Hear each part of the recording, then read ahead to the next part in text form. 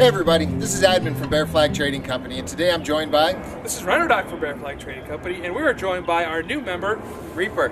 The Repaer. Hey, today we're going to do a little video on IVs, how to start an IV, and Repaer here is going to do the stick. Yes, I will. I get to be the pin cushion. So you're the pin cushion. I'm the pin cushion. Outstanding. And, I'm not the pin cushion, that's a good thing. Yeah, well, lucky me, I drew the short straw. Thanks for watching. If you want to learn how to start IVs, check out bearflagtrading.com and see our upcoming training schedule. All right, let's get started. All right, let's do it. Yeah.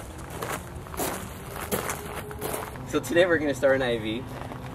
The AC is the ideal spot. You have two big bore veins. They go lateral in the general direction depending on the patient. What you're going to do is you find your ideal site. You're going to find your vein by applying your tourniquet first before you actually administer the IV. You want to feel comfortable with the vein you're going to shoot first.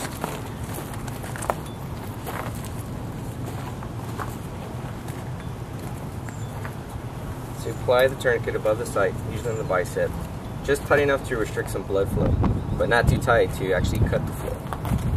You're going to have the patient, for the training purpose, you'll have the patient just hold a tight fist, and this will allow the veins to actually start popping out. The maximum time to leave the tourniquet on is about 2 minutes. After that, you have to release the tourniquet and allow the blood flow back again, so you don't cause any injury to the site. So that's a nice one there. First thing you do is you're going to get your alcohol swab the area to which is best interest, me for here. If you want to do secondary, you can fill a second vein there, and swab again. Ideal use for an IV is an 18 gauge needle. You want to inspect your equipment, make sure you have everything. You have an infusion set. Make sure the line is nice and taut out. This is your chamber to which you're going to go into your IV.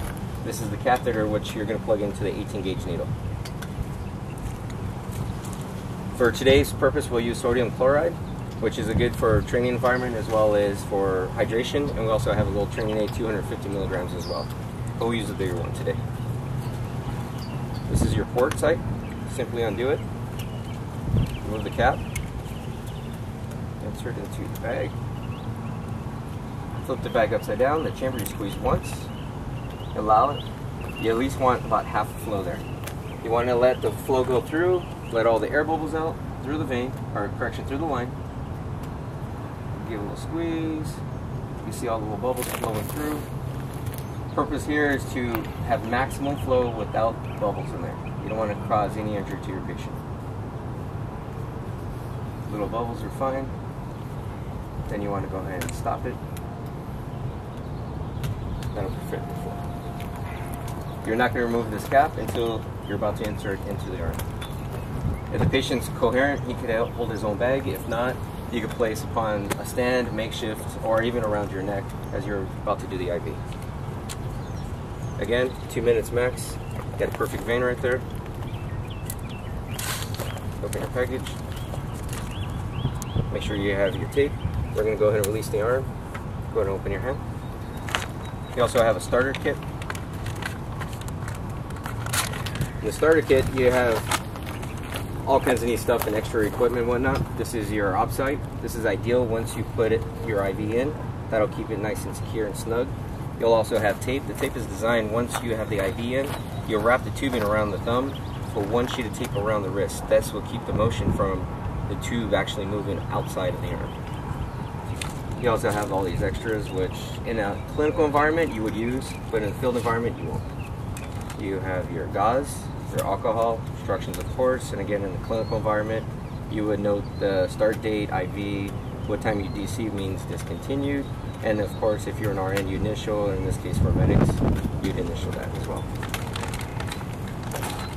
Also to include in the kit, has its own little tourniquet, same in principle as this one here.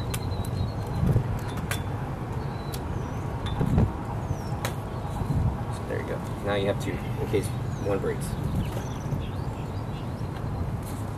Reapply the tourniquet. You already know the outside, what you're going for.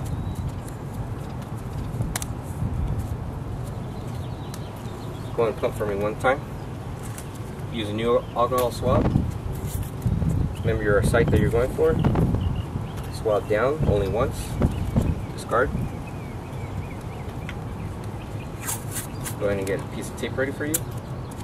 and this will be for around the wrist. Get the second tape, and this will be for the initial catheter placement. Your outside's ready, so once we get the line in, your tube have it readily available, and let's begin.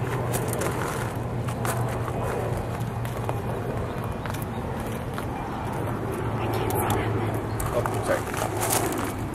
So again, anacubical is a good source right here. You want to go ahead and just move the catheter, make sure it's free moving. For these here, this is a safety glide. So you want to move the hub, make sure it's free moving. So once we put it in, this is the catheter which is going to go into the vein. So once we get the flash, you'll see the flash here. We insert this catheter forward. At the same time, this is the hub release, and the vein, or correction, the needle will go back into the safety catch here. So again, the catheter, the green part, will go into the vein, and this will allow the port for your tube to allow the free flow of the IV solution inside. Little stick. 1, 2, 3, stick. Here's your flash. Insert the catheter. Notice the blood flow, that's fine. Apply pressure with your non-dominant hand. This will allow the blood flow to stop. Gives you time not to make a mess. You can use your mouth as an old school method, or your finger to twirl it off. This is the catheter, the fluid, that's fine, a little gets out.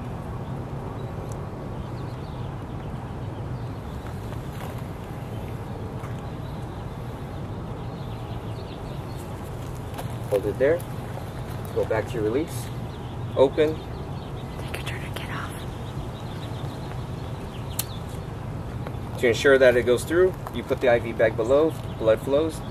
You know you're in the vein, raise the bag, and the blood goes right back into the vein. Never let go of your IV or catheter. Put the outside over. The outside is designed to see if you have infiltration, any obstructions, or anything that might have occurred while you're with your stick. Move the tubing around the finger. This will secure placement if you have to move or transport the patient. Place one piece of tape. This will prevent snag. What you want to do is continue. Now your IV set.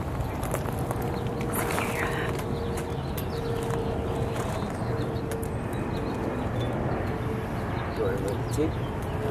This is just the covering.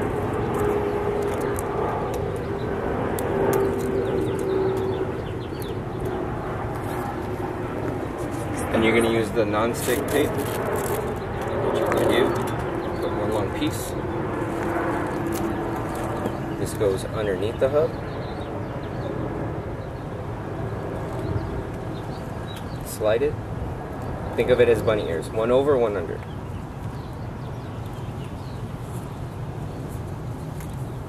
Your IV is now secure and readily in place.